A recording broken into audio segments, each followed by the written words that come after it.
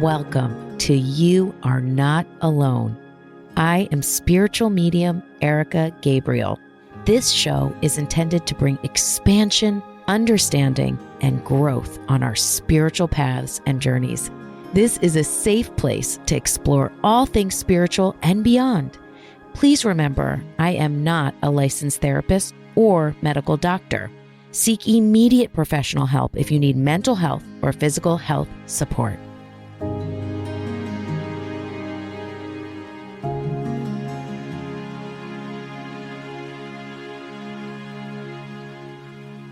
Hello, friends. Welcome back to You Are Not Alone. It is 2024. 2024. I was reading all these things today that were like, if Back to the Future were today, we'd only be going back to 1997. Like all of these weird things about 2024 and how crazy it is that it's 2024. And it's wild. I was so ready for it though. I was like, I'm ready for this new year. Although I know that time is only an illusion, it still feels really good. So happy new year. I hope everyone is doing well. I've been thinking of you all so much. And I'm so happy that this is the first episode of this new year. I just have a really, really special person here. And, you know, as you guys know, at this point, like I am focusing this podcast on solo episodes. And then every once in a while, someone will pop off a page. It'll be like, everything's in black and white, and then I'll see their name and it'll be in color, or I'll see a green flag. And I really have worked on this because you guys are so just receptive to the people that I have on, and they become someone that you trust or, you know, look at or look to. And I so appreciate that. And thank you for trusting me. And I'm really excited to have this guest on and to be back with you this new year. You guys know I take massive breaks from year to year. So I'm like, okay, here we go. We're going again. So thank you for tuning in and making this, podcast something that you put in your ear week to week. So I have Zoey Grecco on the show. She is the host of her Mystic Rebel podcast. She is an empath. She is an intuitive channel. She is an intuitive development mentor, amongst so many other things. And we're going to talk today about some really special topics that we have not talked about before on You Are Not Alone. Hi, Zoey. Hi, I'm so excited to be here. I'm so happy to have you. Thank you so much for making this connection and for your open heart. And this is going to be the first episode of 2024. I cannot wait to be a part of that. I'm so grateful. I always think of the new year as a portal, and I'm really big into portals. I don't know where that came from, but I've just been very attached to the idea of portals. And I love the idea that as an entire planet, we have a collective focus, like a collective energy. It's something that we're all experiencing. And yes, there's, the Chinese New Year, the Jewish New Year, there's different points of New Year as well.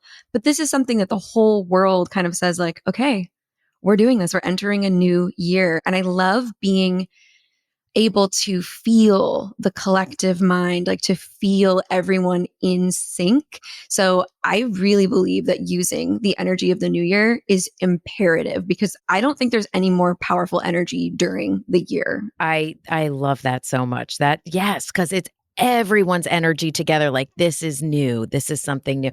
It's so interesting when you said portal too, because I wonder if this resonates for you. Like, when I think of walking through a portal or going through a portal, it's like you become new or changed as you move through that.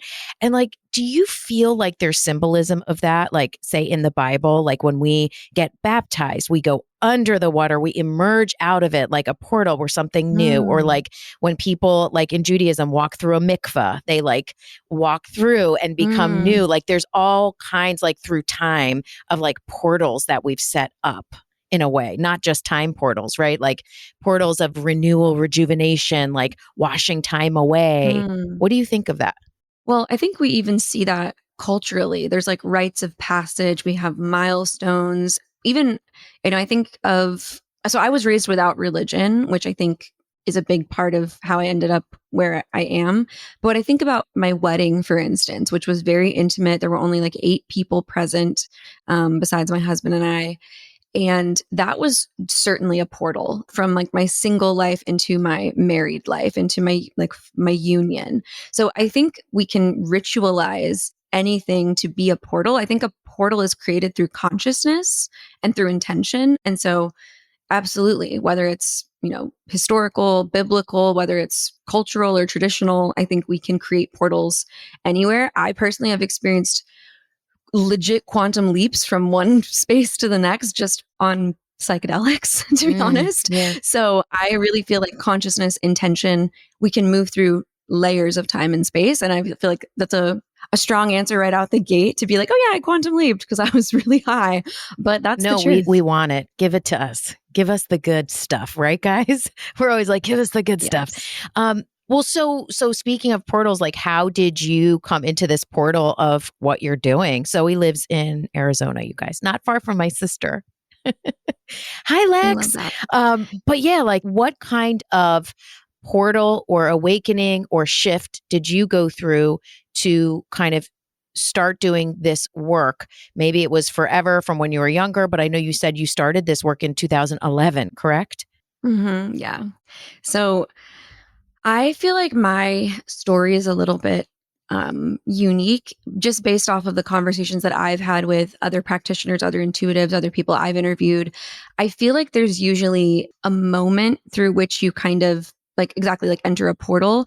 And for me, it was actually since birth. And I just feel really blessed and privileged and fortunate to have had a mother who really recognized that I was connected and really made efforts not to disconnect me, but to further help me dive in and connect to my gifts, my abilities, my awareness of the divine. And so from a very early age, my mom would take me to like psychic fairs, and I knew about crystal singing bowls like in the 90s when other people didn't. And I feel really fortunate to have had, because she has her own abilities, her own intuition, but it wasn't really the same as mine. And so she was just looking for somebody for me to connect to, like bringing me around peers in some way.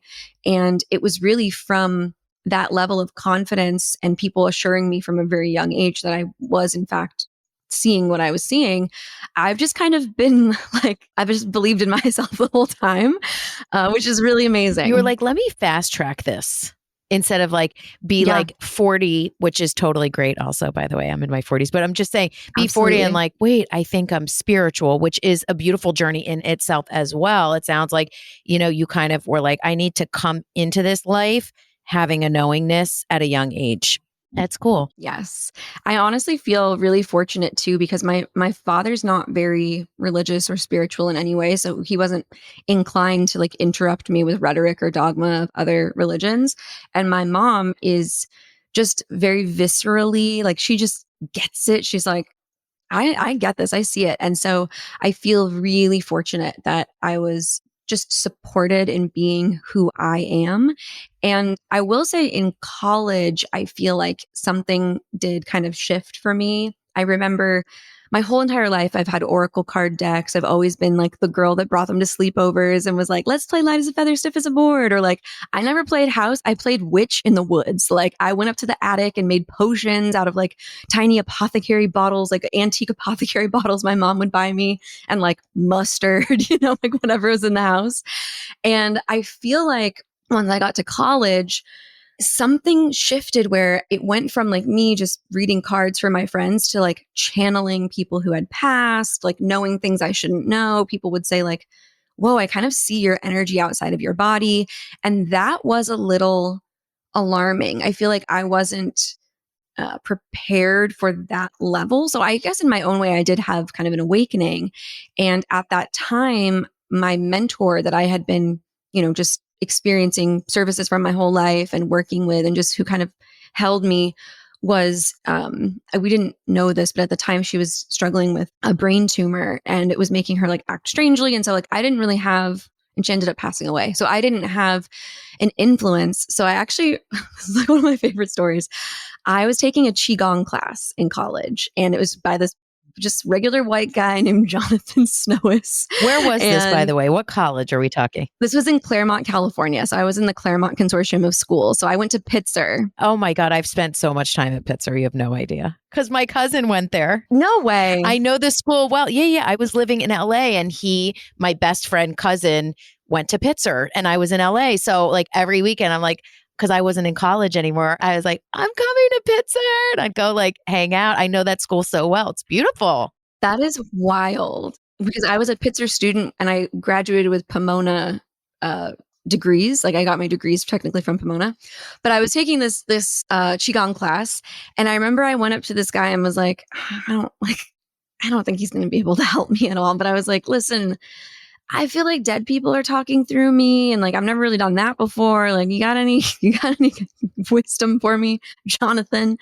And he gave me some like weird analogy about dragons that like to this day I don't really remember or understand, but he did tell me it's a door and I have the ability to control who comes in and out through this door and, when it is open and when it is closed.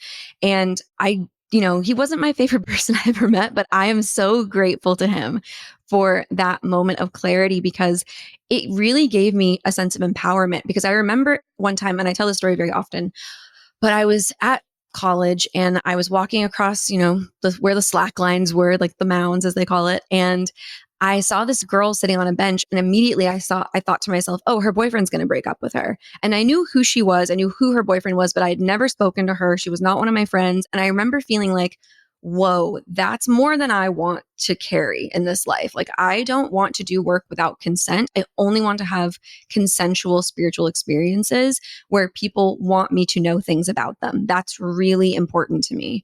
So in that moment, I just said, I don't want that anymore. So I am not the intuitive that is just going to like pull up to you in like the produce section of the grocery store and be like, I have something to tell you. And I know that there are people who want that experience, who like hope for that experience. And there are plenty of intuitives who can provide that, but that's not who I have decided to be because I really love being a human. And I know that I'm here to be a human and I'm happy to be connected to spirituality and provide a bridge to others to connect to their spirituality. But there is something so precious about being a human. And I don't want to separate myself so far from that experience by living only and consistently in the ethereal, because I was doing that for quite some time. And I just felt ungrounded, unembodied, disconnected, like unwell. Like I wasn't able to do my healing work. I wasn't able to do any of the things I needed to do when I was constantly just, third eye chakra up and everything else was shut off and shut down. Tell me what the clairs are, because we've never talked about that on this show. Really? I love that. Yeah, we never talked about like the specific types of clairs. Never. Right, you guys? DM me if I'm forgetting, but we think this is the first time. Yeah, no, I'm pretty sure we're clairvirgins. Well, I'll be gentle. So there are 4 primary psychic senses, which are clairvoyance, claircognizance, clairaudience, and clairsentience. So clairvoyance would be clear seeing. So very often people will be described as a clairvoyant. That may or may not be accurate depending on if that is their primary psychic sense or the psychic sense that they use. So clairvoyance is being able to see. So you can see kind of like a movie playing in your mind's eye. You have a visual of maybe something that is to come. You can also, for me personally, I get a lot of like visual metaphors when I'm channeling.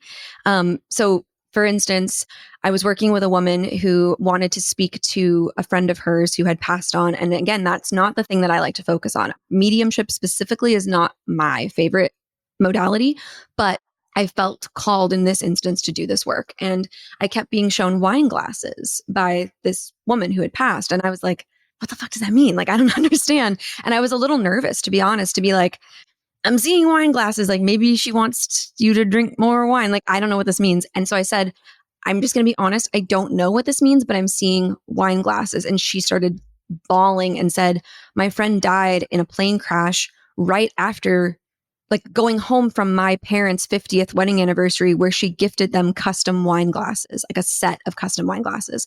So clairvoyance comes through as these like visual, either metaphors or visions or clues, claircognizance, which I think is the most difficult to embrace, but I personally think it's the one that we all maybe have the most automatically, is clear thinking. So it's just, you just know. You don't know why, you don't know how, you just know. So my favorite example of claircognizance in my life is I was driving down the streets of Tempe, Arizona, but right through ASU. And there was someone on the sidewalk riding a bike, but I couldn't see them because there was a line of cars. And I said to my friend in the car, that guy's not on a bike, that guy's on a unicycle. And we can't see it, but I guarantee when we can, that guy's on a unicycle. And sure enough, he was on a unicycle, not a bike. So I just knew. I don't know why I would need to know that. I don't know why spirit put that in my path, but that was an awareness that I had. So claircognizance, you just know. Clairaudience is clear hearing. So connecting to guidance through your auditory senses, which can be a couple things. You can actually physically hear, which I've definitely had. I've had a voice kind of just speak to me and I'm like, excuse me, I'm just in the shower. Like, what is this? But also hearing auditory like messages or clues or repetitious information.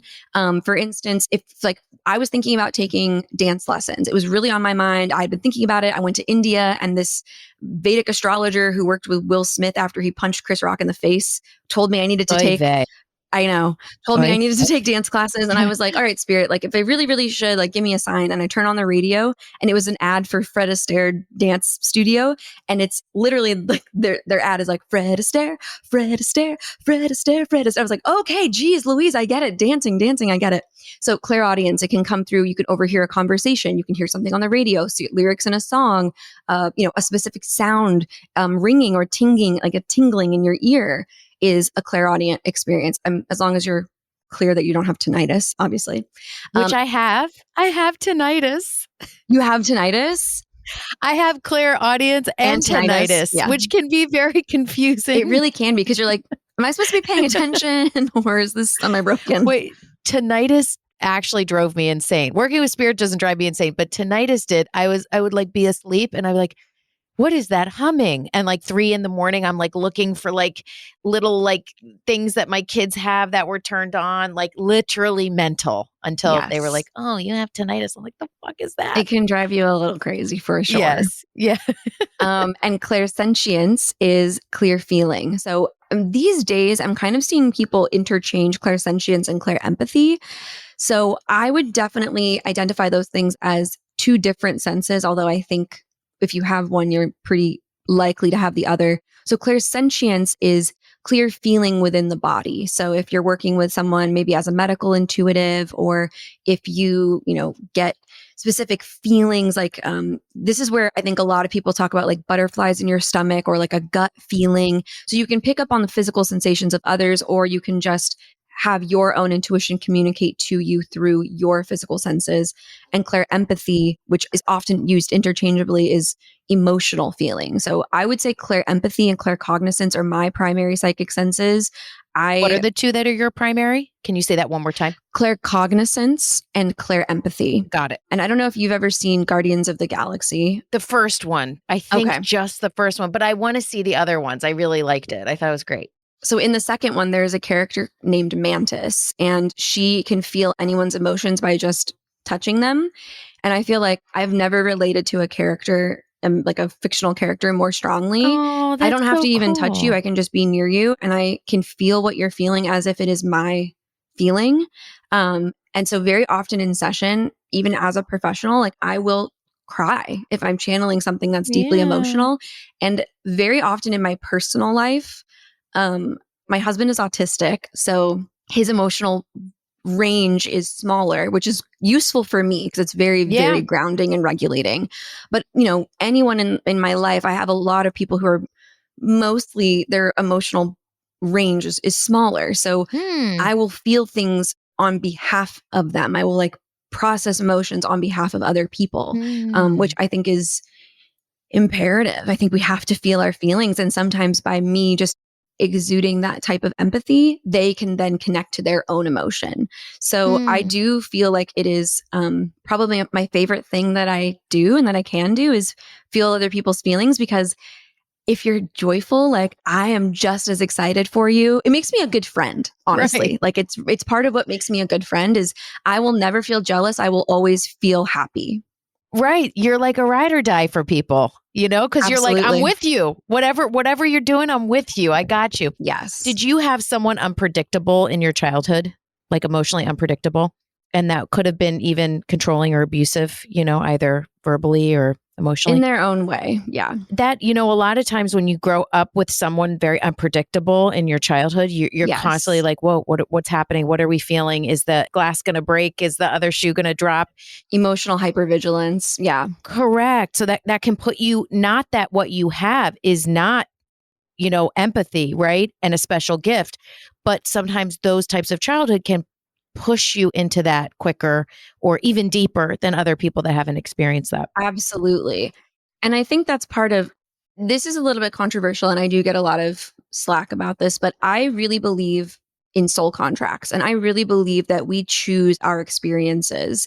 I was actually at dinner with some friends last night and I was thinking like, man, the trauma that I endured, like when I was going through it, I really thought it was the worst that anyone could have, but it really wasn't the worst. And also it gave me exactly what I needed. Like, let me backtrack. I hear this a lot, actually. I hear not that this is what you're saying, but a lot of people will invalidate, highly sensitive people or empaths as, people who are just traumatized. And I don't think that they're mutually exclusive. I think that perhaps you lean into hypervigilance emotionally if you're already inclined toward that, or Right. That vice that versa, was like my you're point. saying. That was my exact Yes, point, exactly. that it can push you Exactly. deeper into that, which And I think I chose those circumstances to help my abilities grow and strengthen because everything that I experienced in my life has made me a better intuitive. And I really believe that getting to know people and listening to their stories and talking to them and holding session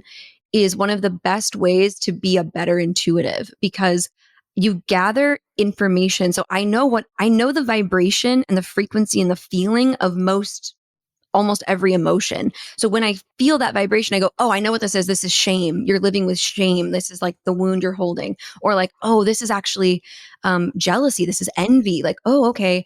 So it's almost like I've created this Rolodex of like reference and archetypes through working with people that helps me give language to what I'm sensing and what I'm feeling. So I love people. I love to talk to everyone. I love to listen to them. I love to ask them things because every single human being is a portal to deeper knowledge and awareness, which I think is touche, kind of the point of life. touche with the portal, touche. Yes, exactly. They're a portal. And I think that's the point of life. The other thing is, and going back to my point is like, it's very hard to go places or hold space for people to places you've never been. You can, but if you're, you having that experience as a child and then that, assisting you on the journey as an empath, you're born an empath, you experience these things which help you go deeper into that. It's like it, as you've gone into these experience, it helps you become a better,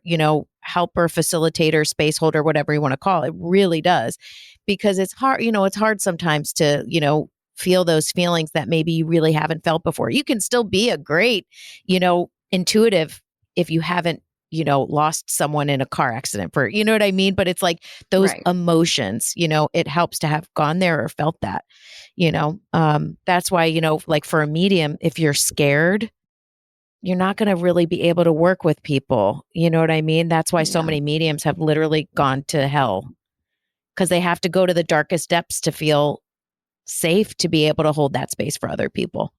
And that's what you've done in so many ways, like talking about, experiencing your own emotional and also for you to say, like, it wasn't the worst because it helped me do everything I'm doing, And I think, Oh, yeah. I think for people to hear the different types of clairs is going to be so supporting. People are going to be like, yes, that is me. So thank you so much for that. And also for people to hear that, some things that you're going through are not working against you. They're actually working for you and going to help you as you move on. I mean, how many people have I read for that have, have had horrible, say, I'm going to use something light, horrible Lyme's disease, not light, but let's say, horrible Lyme's disease.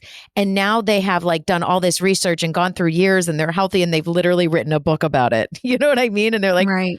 this was horrible. I went to hell, but now I'm helping others or whatever it may be. So yeah, that makes so much sense. There's a phrase that's like, your mess is your message. And Totally. like what you suffer, like what you experience. Well, because here's the thing too, is life is dualistic. And I think we don't like to acknowledge that. And I can say personally, I also for a long time didn't like acknowledging that. But we learn equally through joy and through suffering, through pleasure and through pain. And they are both imperative to your human experience, which is why I think falling in love and getting your heart broken is such a big, important thing that we talk about, and we centralize our media and our music and our TV and all these things around, because it is a universal experience of both pleasure and pain. It is duality in like the most obvious form. So we have to have experiences that are difficult. Like that's an unavoidable, inevitable thing. And I think the sooner that we can befriend our experiences and understand that each thing that we experience happens for us, not to us. Like my whole life, no matter what I was experiencing, I always knew somehow that it was going to be okay and it was for the best. Like it was happening for me. And that has never proven yet to be untrue, no matter what I was going through. And I feel really fortunate to have had that kind of buoy of faith that kept me afloat. And so it is one of the things that I like to share is, look, it's not all going to be good, but it's all good for you. And I know that sounds crazy. And I don't publicly discuss my traumatic experiences because there are people that it would impact that I, Totally. care about and I don't want to hurt or harm. But people very often look at my life, which is really beautiful and blessed and abundant, and say, well, there's no way that you've experienced trauma, or there's no way that you've been through this. And just because I don't talk about it publicly doesn't mean that that it didn't occur, right? Like it doesn't mean that that's not something that I've experienced. Yes. And I also think like it's important maybe not to share exactly what I've been through, because then people might feel like I can't actually empathize or I can't actually understand if it's not exactly what they've been through. Yeah. And to be able to hold neutral space, I feel like I have to appear or at least present myself somewhat neutrally, like with some level of neutrality to say, it doesn't matter what I've been through. I've been through my own things and I'm here to hold you in yours, because pain is pain. And that is the truth. There is no hierarchy. Like suffering is suffering, and there is no hierarchy to that. Amen. Okay, wait. So there were so many things that I wanted to talk to you about. And one of them was something, and I want to hear more about what you offer as well so that people can work with you. But I want to talk about aura portraits and what that is. Totally. So Is that okay? Like, is this a good time for that in your spirit? yeah, Do you feel good? definitely. So I have always experienced auras, but I don't necessarily think that I see them in the same way that other people see them. This is one of the things I teach in my intuition activation mentorship program is about, we have like a whole lesson. One of the weeks is just about seeing auras and practicing seeing auras. And no matter which psychic sense you possess most strongly, it doesn't matter if you're clairvoyant, clairaudient, claircognizant, clairsentient, clairempathetic, if you have clairgustance, which is like psychic smelling, like it doesn't matter what your psychic sense is, you have the ability to interpret and experience auras. So for me personally, I have synesthesia. So I experience an emotion through my clairempathy, and it's associated with a color. And that is how I'm able to sense a person's aura. So I then take that information and I, on Photoshop, create like a visual representation of your auric field. Wow. And it's one of my favorite things that I do. And I am not a professional when it comes to Photoshop. Like I'm still taking lessons from my friend. I was about to say, oh my God, that's amazing that you can work Photoshop. That's so cool. I'm learning. Yes. And there were different ways that I did aura portraits in the past, but I think it's such a special thing for people to be able to see their energy or like witness their energy. And then I'll also deliver a digital voice recording of me explaining the colors and what it means and what I'm seeing. So for instance, if I may tune into your aura. Okay. Are you open to that? Yes, totally. Okay, cool.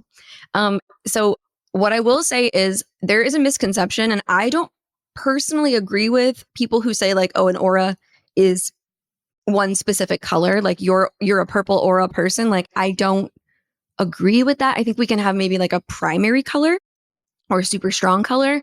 But also, I'm not here to dictate what is or isn't true for other people because we all experience auras differently, and that's totally fine. For you, I'm seeing a lot of really beautiful, healthy colors, a lot of blue in your field, which makes sense that you're actually transitioning into more solo episodes on the podcast because you're in a season where your message is the most important, like what you have to share. And even if you're not clear about exactly what that is, whenever you sit down and show up, you're channeling and you're delivering, and it is the vibration of your delivery that people resonate with. So all of this blue coming through around the throat, expression, communication, also education. It would not surprise me if creating a course or moving into something where you are really working with people, maybe even like in a container or some sort of mastermind, is something that's going to take a strong center stage for you. Teaching, facilitating, leading, communicating is like big, especially for you right now. When I look at the aura, I like to see two different layers. I look at the circumstantial aura, which is more about what's happening in your life in this moment, and then the authentic energetic imprint of who you are without the interruption of circumstance or the disruption of life. So for instance, a lot of blue in your field circumstantially, also a lot of blue in your field authentically, because this is your purpose. It's what you're meant to do. Also in your field, lots of yellow, which I love. I love a yellow aura person. And I typically see two types of yellow. Either someone who is very like rigid, analytical, autistic. Autistic people usually show up as very yellow. It's a very logical color. However, there's this other side of yellow, which is power and confidence.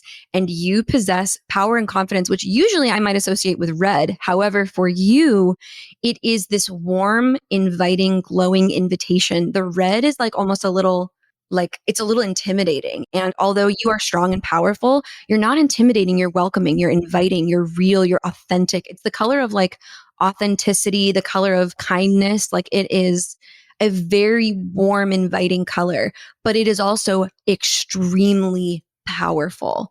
And I think people might not totally know how seriously they should be taking you sometimes because you come off so. You just gave me chills. Yeah. You come off as very kind, very warm, very inviting. And I think people don't understand just how powerful you are. But the other thing that I really love about you, and also we're about to see in a moment that there's a lot of cohesiveness in your aura, you have a lot of green, a lot of green. And this is your heart. You are a loving, soft, sensitive person. And I don't think people always understand that about you either because you are so funny, which also is very yellow. Yellow is the color of like the comedian, kind of like Jim Carrey has a very like, yeah, well, not anymore, but he used to have a very yellow aura.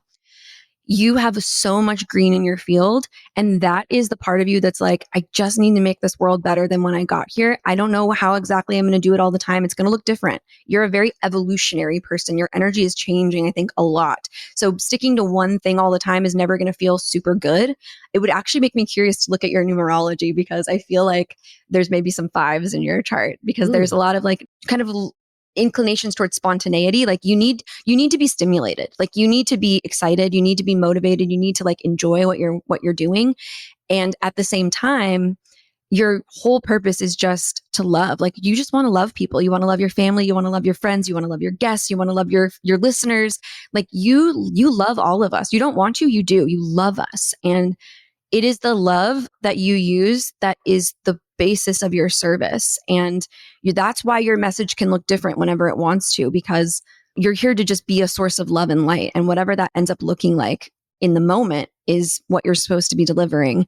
And of course, last but not least, you're full of purple. Obviously, you're a medium, you're intuitive. I mean, of course, we see that, but your purple has quite a lot of like white and gold to it. So this is not your first lifetime by any means. You've been around the block and done this before. And I feel like you almost came here to be like, all right, guys, I figured out some stuff. Let me let you know. Let me tell you about it. Like you really came here to be a leader. And I would really love to see you continue to grow into this leadership because I think the world, as much as we've seen of you, has not seen enough. Like you're a big time. You're a big deal. And you're going to continue to grow as long as you embrace that truth about yourself. But you're also so authentic that it almost might feel like, oh, is that really something I want to do? Like, is fame something I really want? Because I love the simple pleasure of life and just being with my family and being with the people I love. But at the same time, your magnetism is strong. Like your place as a leader is inevitable, a little bit unavoidable. Like, sorry, like it's no matter, and you can do it whatever way you want, right? You can be in front of a stage of 100,000 people, or you could be a leader in your relationships, in your intimate relationships, just being an example by being truly who you are. But there's so much beauty in your field. The one thing I would love to say is I would love to see a little more orange in your field. I feel like there's not as much red because you've kind of healed the masculine. Like I feel like you were probably in your masculine a little bit and you've kind of healed some of that. And you're coming out of like the push and the hustle and the force, and you're coming into flow, which I think is okay. We can leave the red behind. But I'd love to see a little more orange in your field. Creativity, giving yourself a little bit more pleasure, a little bit more joy, a little bit more sex, a little bit more something, just something to like give yourself that sort of oomph and that creative flow, maybe some dance. But that's the one thing I would say is an area of not lack, but like an area of decreased flow. I'd love to see more flow there for you. So I know that's a lot of information. How is that resonating for you? Zoey, thank you so much. Oh, I just accept all that with like so much gratitude. I know what it is to like put that out and tap into your gift. And you just did that for me. And I thank you so much. I really accept it with gratitude. It resonated so much. And I just thank totally hear everything you just said. Because I'm a Scorpio, I am a highly sexualized person. So the sex is good. But when you hit on the creative energy, and I'm totally joking. I mean, not joking, but I'm saying just when you hit on that orange, which is like the sex area, right? Yes, totally. Which is like what Scorpio rules. It made so much sense to me when you talked about dance and creative flow. That resonates very, very deeply because I feel like that is the one thing that I really lost in 2023 because I was physically injured.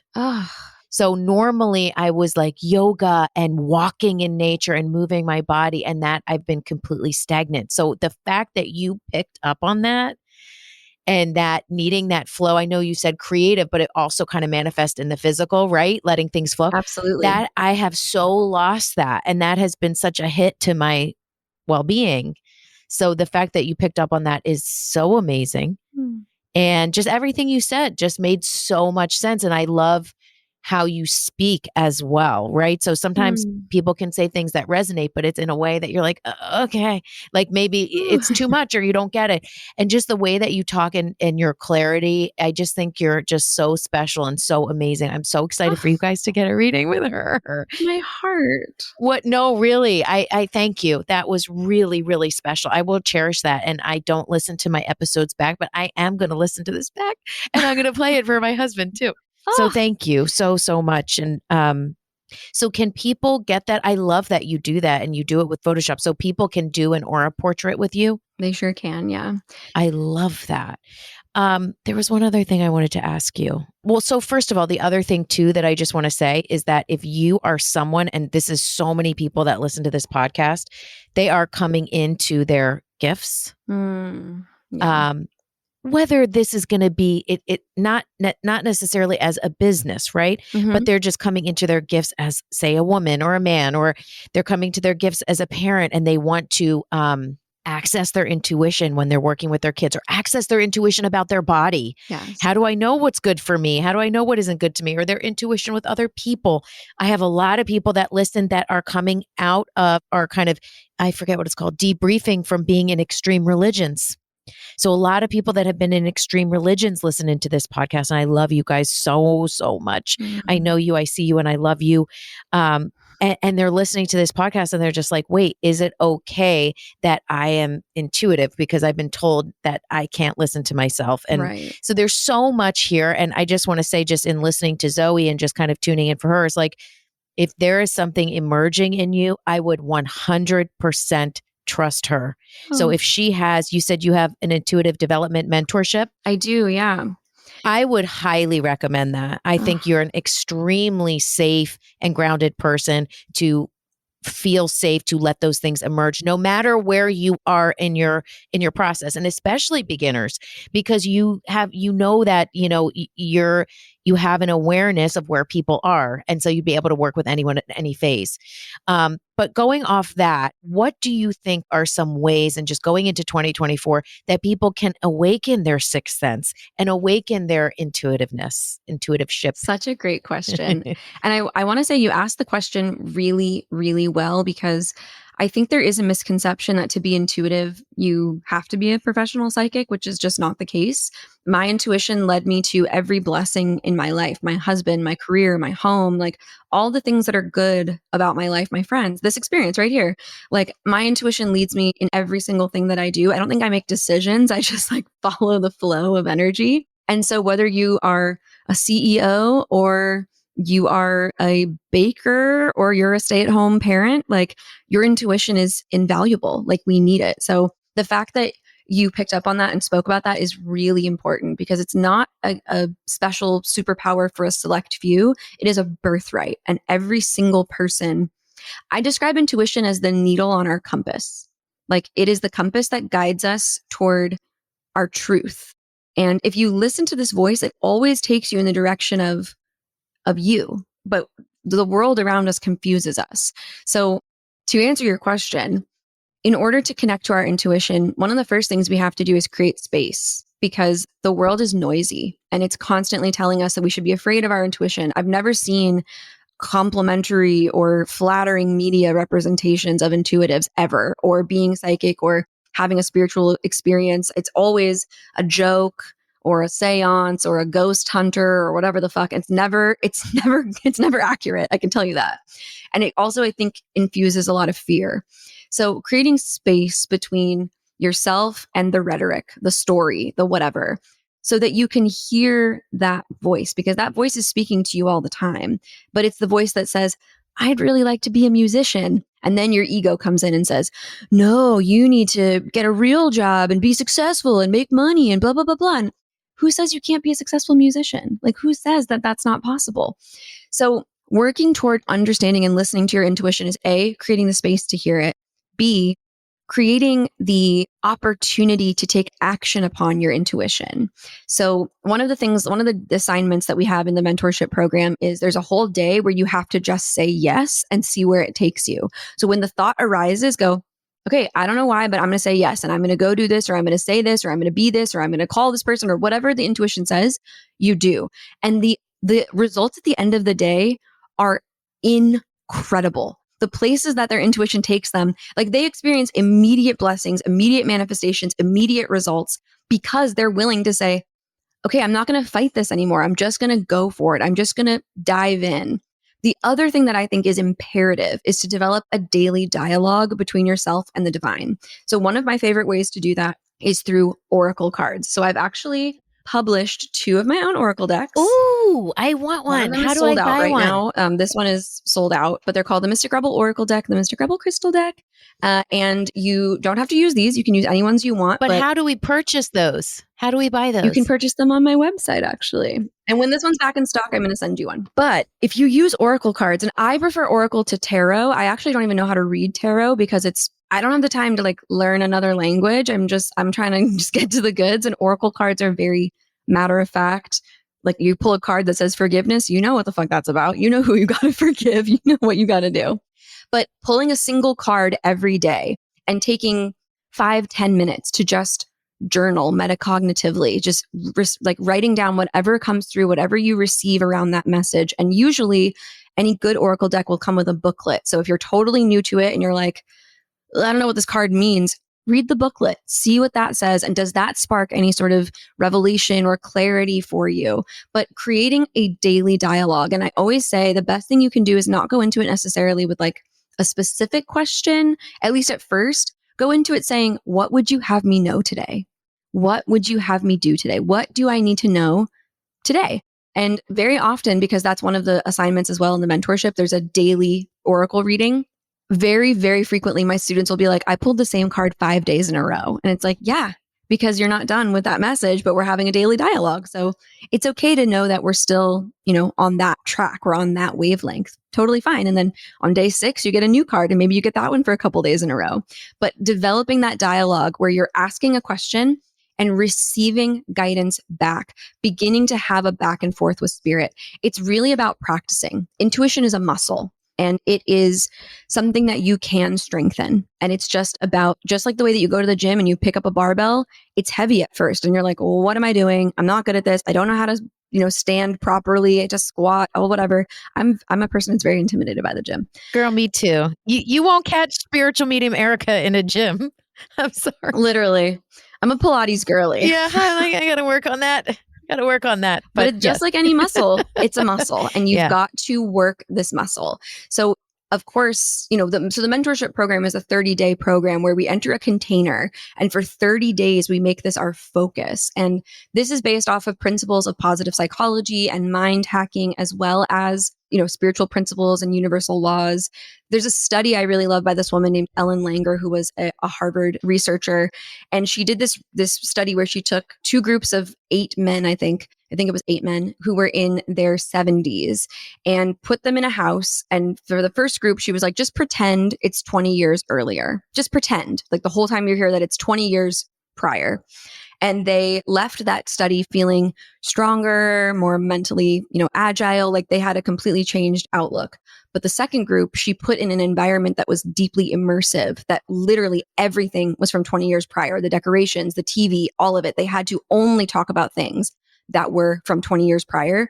And they had 60% regained in their mental acuity, their physical agility.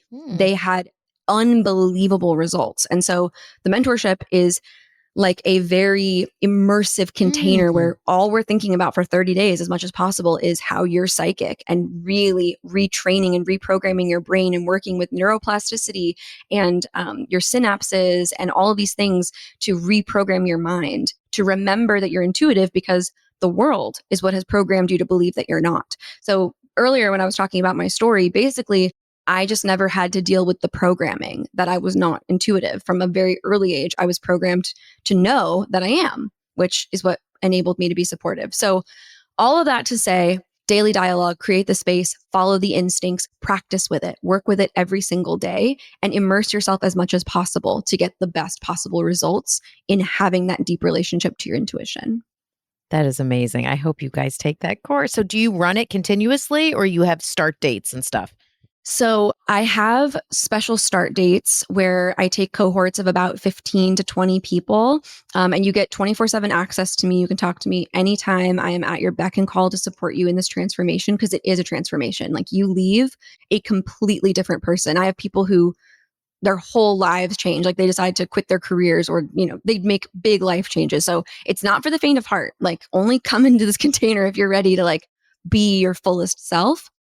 The other cool thing that we're doing, and you're actually the first person I'm telling this to, this is the first public announcement of this ever, but I'm partnering with a psychedelic assisted therapist to include microdosing of mushrooms in certain versions of the protocol, because mushrooms are proven to help you form new neural pathways more automatically. You're working with a therapist who's going to help do this? You said a therapist? Yeah. So she is a psychedelic assisted therapist. She has her own programs where she creates protocols around microdosing for depression, anxiety, body dysmorphia, general wanting to, experience wellness.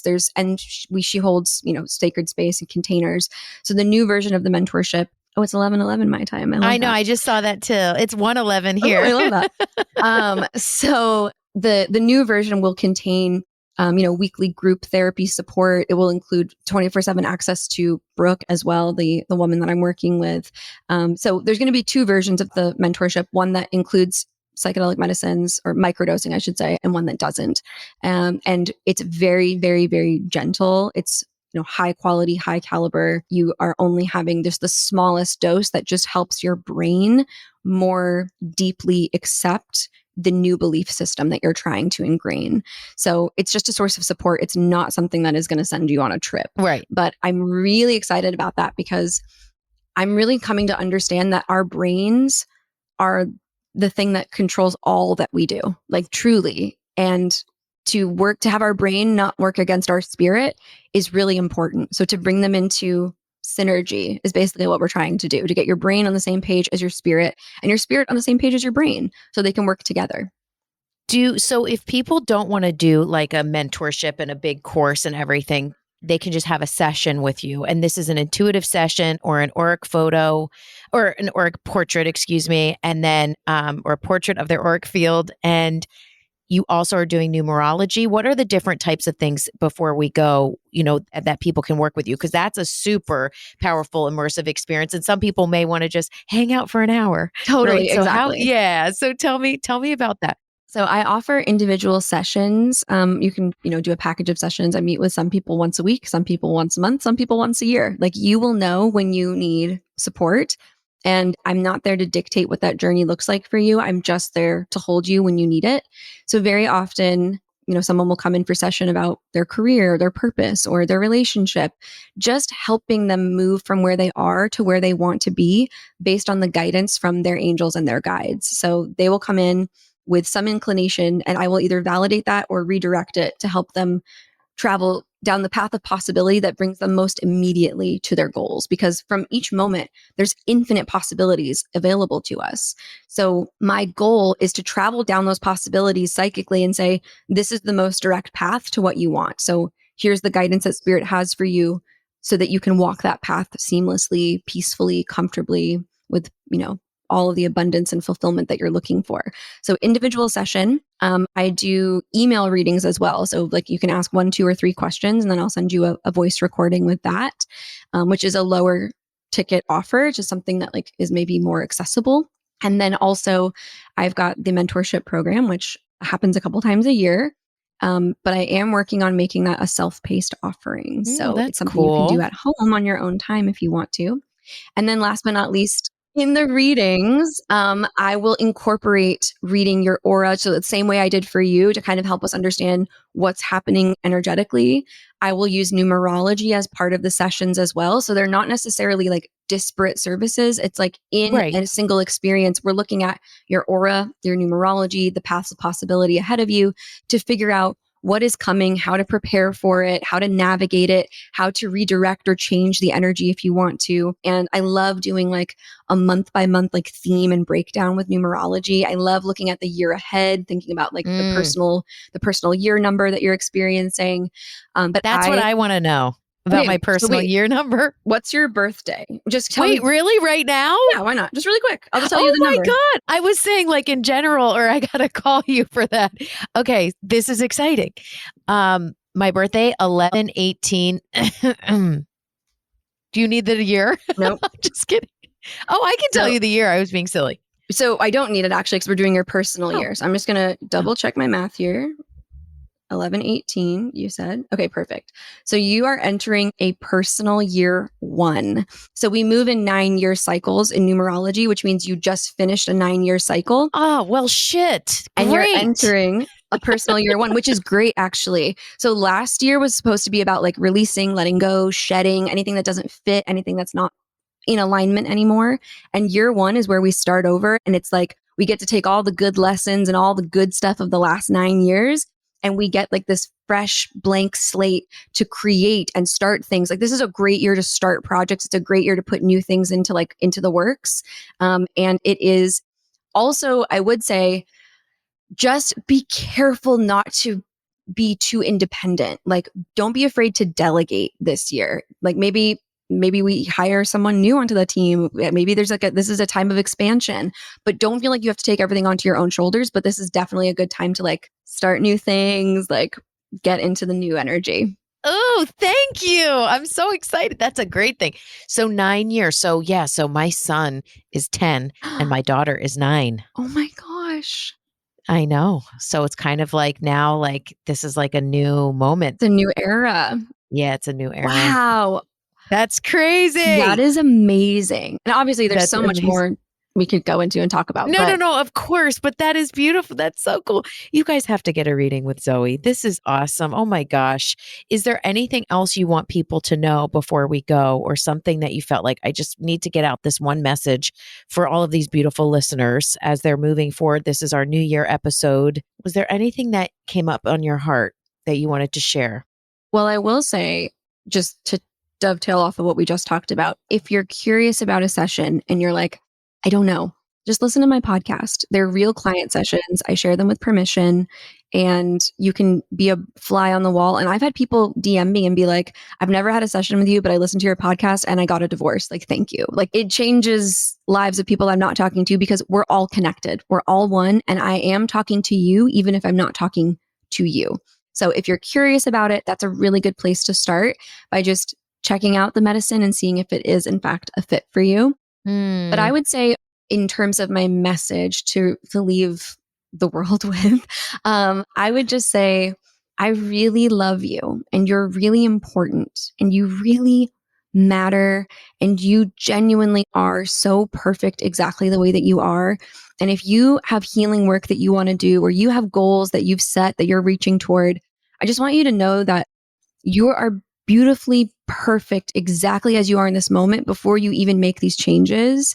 And I would love for people to experience that level of self-acceptance, and to know that growth is a gift, and it is part of why we're here. But you are acceptable, you are lovable, you are worthy as you are in this moment, even if you feel that you're not. And that, to me, is, if I could just tell any single person in the world that, like, if I would love to tell each individual person in the world that to their face. Like, that's the thing that I hold in my heart, is I love you, and you deserve love exactly the way that you are. Oh, that's beautiful. That is the best message for everyone. Zoey, so what is your website and your Instagram handle? And then your podcast is Mystic Rebel Podcast, right? Yes, just like the Oracle cards, Mystic Rebel.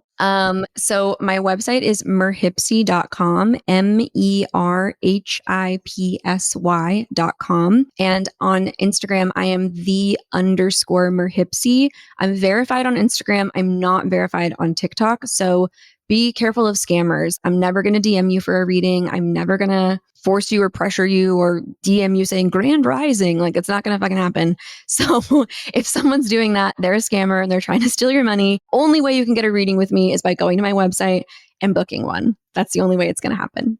You are so incredibly special. I am so honored that you came on my show. I'm so happy that you brought us together, really, and that this day happened.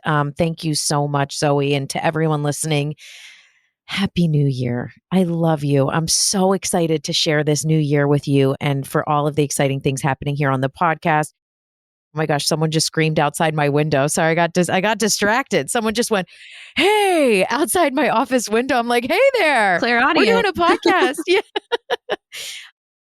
Just follow me at Spiritual Medium Erika. You have my website, erikagabriel.com. You can go on. I have my Spirit Guide Intensive on there. I have my The Way course happening right now that you can go on, which will help you connect with and find your own purpose. All right, guys. So we're going to tune in next week. I have more exciting stuff coming. And honestly, if you take nothing away from this episode, just take with you and really hold it in your heart that you are not alone. God bless everybody. Take care.